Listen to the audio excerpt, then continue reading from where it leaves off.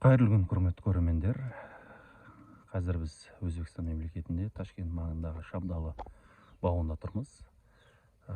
Мына баудың ерекшелігі, бұл бауда отандық емес, Өзбекстан емес, еуропалық, яғни итальяндық сорттар егілген Шабдалының.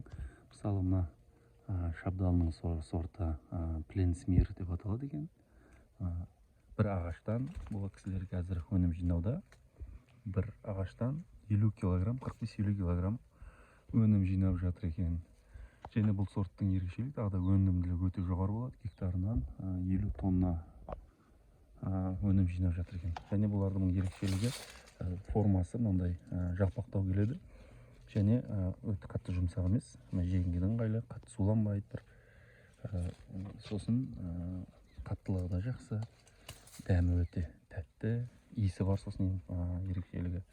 Сосын мұны өздері, мысалына қарасаңыздар, бұны өздері қысқа тілмен ботокс деп айтады екен. Ерінен сіріп алған кез көп қоймдайлар.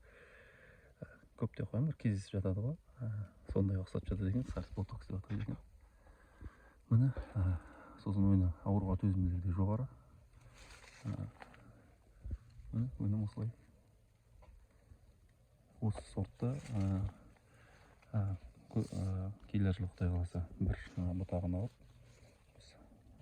үйге барып өзім олада істеп көргімге келіп тұр.